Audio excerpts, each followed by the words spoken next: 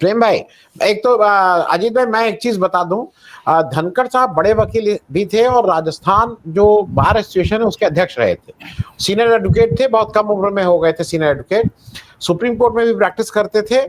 और ये एक एक जनरल परसेप्शन लोगों का होता है कि वकील और जज के बीच जनरली आप देखिएगा कि बार और बेंच के बीच समन्वय होता है। और मैं एक चीज याद दिला दूं, अगर आपको याद हो, जस्टिस कुरैशी एक हुआ करते थे गुजरात के, one of the most competent जजेस ऑफ रिसेंट टाइम्स के, बहुत कॉम्पिटेंट जज। उनको मोदी जी ने मुसलमान होने के नाते उनको वो सुप्रीम कोर्ट नहीं ला रहे थे।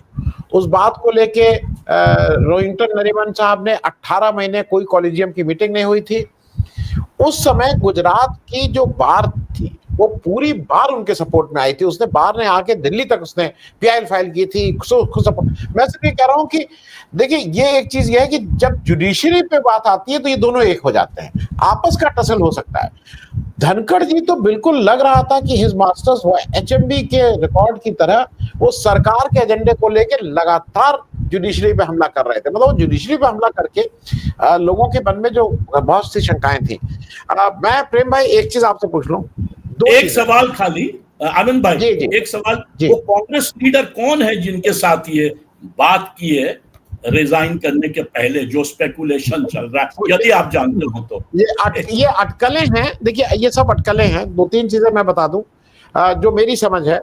मैं प्रेम भाई से वही पूछ रहा हूं। एक ये भी बात है कि अमित शाह ने आधे घंटे इनसे फोन पे बहुत ही बदसलूकी की, इस तरह की बात है। किसी के पास ये कोई फर्स्ट हैंड इंफॉर्मेशन तो नहीं। ये भी कहा गया कि आधे घंटे बहुत बदसलूकी की, गाली गलौज से बात किए।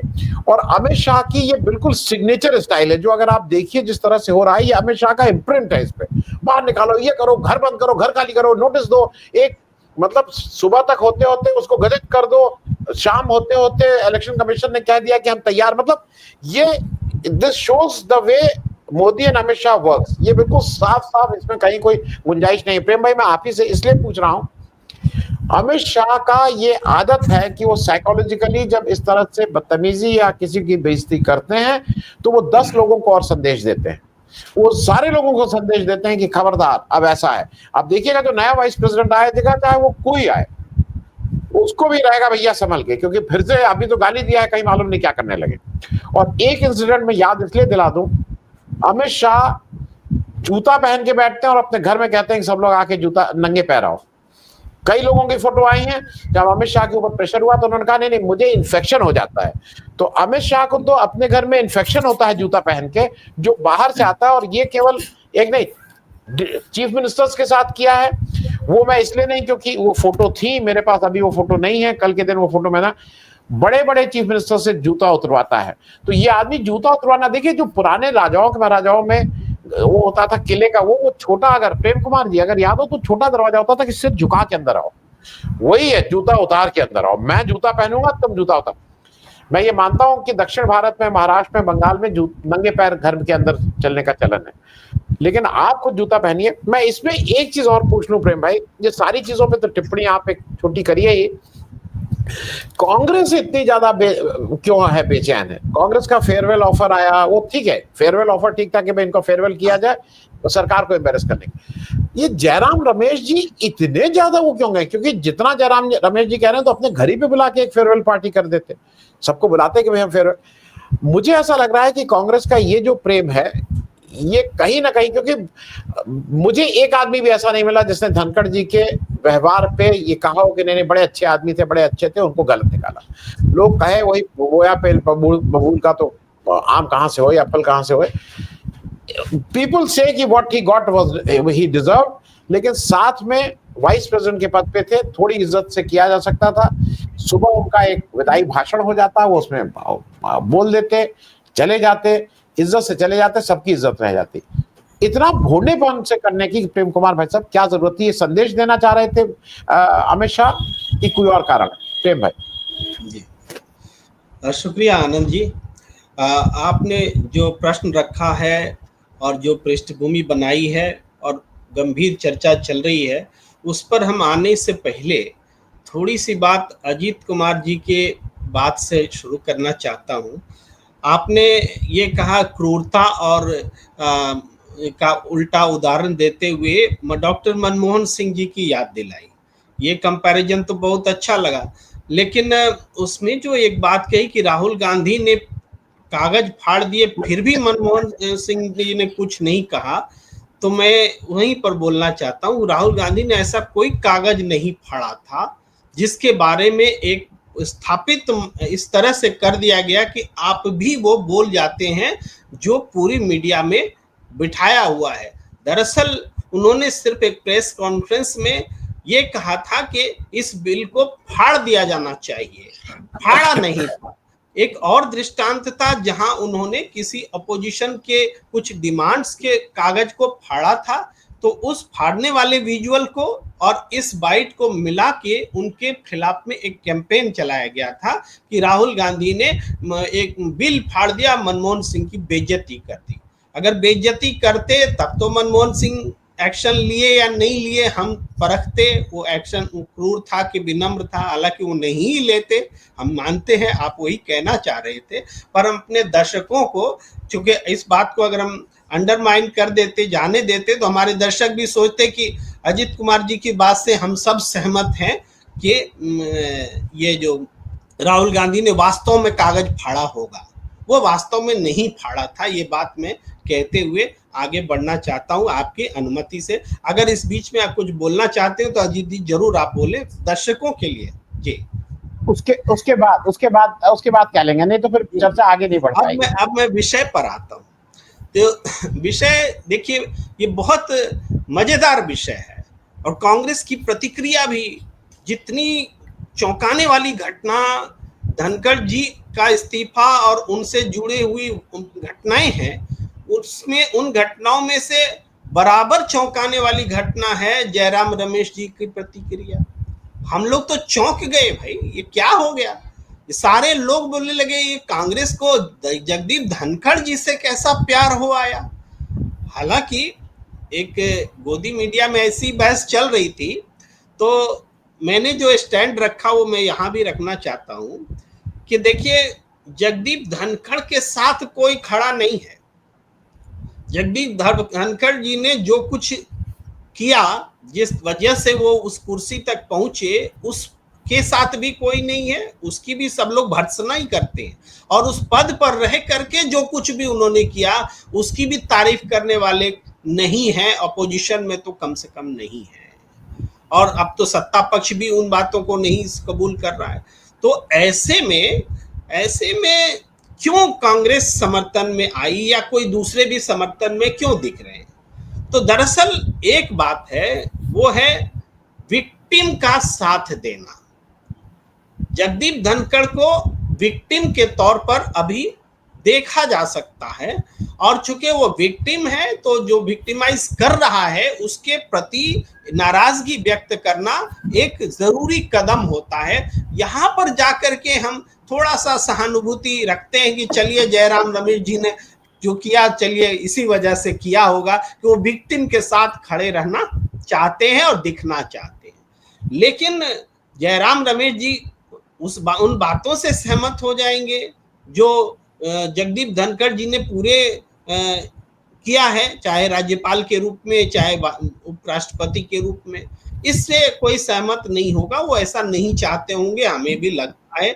और जो उनका समर्थन है वो समर्थन सिर्फ विक्टिम के पॉइंट ऑफ व्यू से ही हो सकता है। दूसरी बात यह है कि इन फ्यूचर में बीजेपी में कौन विक्टिम होगा कोई नहीं जानता है। विक्टिम तो अटल बिहारी वाजपेयी जी भी हुए थे, अपोजिशन की वहां भी सहानुभूति रहती थी।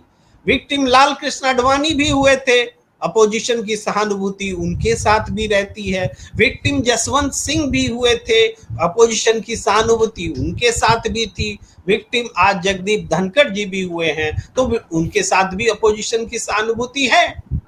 और एक बात और कि इस बात से कोई संबंध नहीं है कि वो जाट हैं या जाट नहीं है। देखिए आनंद जी, आपने ये बात कही, जाट का एक स्वभाव भी रखा, बताया, लेकिन हम लोगों का भी एक विवेचना करने वाला जो वर्ग है उसका भी एक स्वभाव है कि हम किसी भी जाति का नाम लेते हैं तो उसको उदार ही बताएंगे, उसको श्रेष्ठ ही बताएंगे। ऐसा थोड़े कहेंगे जैसे बोलचाल में कहते हैं किसी जाति का नाम ले लो और कहो कि सांप पर भरोसा है कि इस जाति पर भरोसा है, तो वो तो आपस में एक जो है सोसाइटी में लड़ाई उसके तहत लिया जाता है।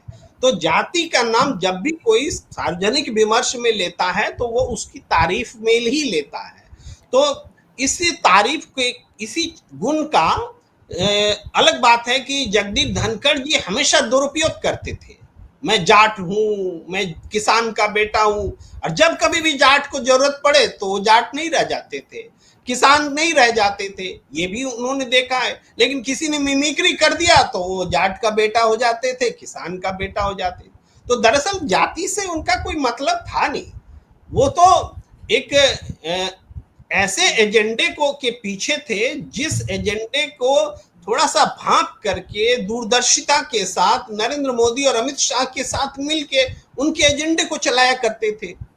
अब उनका एजेंडा चलाते चलाते एक ऐसी जगह पर पहुंचे जहां उनकी कुछ और महत्वाकांक्षाएं खिल गई, या जिस वजह से जिस तरह के उनकी बातें सबने रखी, यहाँ उनका वकील होने का बैकग्राउंड, उनका जज के खिलाफ लड़ने का जो एक दिखा, वो सारी चीजें दिखी। लेकिन यही जगदीप धनखड़ जी कहाँ उस उत्तर प्रदेश वाले जो यादव जी जज हैं जिन्होंने उतना एग्रेसिवली बोला हिंदुत्व को लेकर के और एंटी मुस्लिम और हेट स्पीच दिया, उस पर तो वो कुछ नहीं बोले। तो उनका कहाँ वो जुडिशियरी में वो नैतिकता और न्याय वाली बात दिखती थी। इस जगह पर जो वर्मा जी को जो वो बोल रहे थे और करप्शन को लेकर के बोल रहे थे, तो इसमें जरूर अजित कुमार झा जी जो बोल रहे थे वो बहुत महीन बात है कि कुछ ना कुछ बात है। भाई पैसों का जो पैसा था किसका आया वहां रखा गया, ये सब बातें हैं जिस वजह से विपक्ष की सोच के हिसाब से जो उन्होंने सबमिट किया कि अब डिस्कशन होना चाहिए, इस पर मानहानि का कदम बढ़ना चाहिए, तो उसको लेके जो उन्होंने प्रोसीड करना चाहा, तो वो शक्तियां जिनका पैसा रहा होगा वो शक्तियां सक्रिय हुई।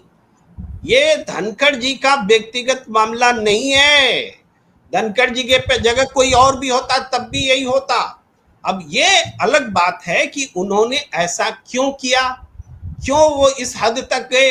तो इसमें साथ में ये प्रश्न भी उठता है जो पुष्पेंद्र सिंह जी बहुत अच्छे से समझा रहे थे कि आपको अगर फाइट करना है, यहाँ अपोजिशन के लिए भी पॉइंट है कि अपोजिशन ये ना समझे कि जगदीप धनखड़ जी विक्टिम है तो वो लड़ने के लिए खड़े हो जाएंगे और विपक्ष उनका साथ देगा और वो एक हीरो और खड़ा कर रहे। नहीं, उनमें तो दम ही नहीं है लड़ने का। अगर जगदीप धनखड़ में दम होता लड़ने का तो रिजाइन देते क्या? और जिस व्यक्ति में दम नहीं है उसके पीछे अपोजिशन क्यों खड़ा है, ये बड़ा सवाल है।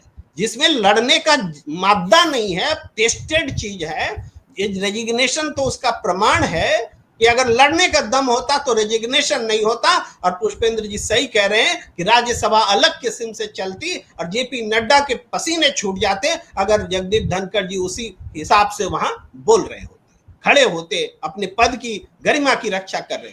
उन्होंने अपने पद की गरिमा को तब भी तार तार किया जब वो पद पर थे, और तब भी तार तार किया जब उन्होंने इस्तीफा दिया, और आगे भी रिटायर्ड वाइस प्रेसिडेंट के तौर पर वो अपने पद की गरिमा रखने वाले नहीं है, क्योंकि पिछली घटनाएं होती ही नहीं।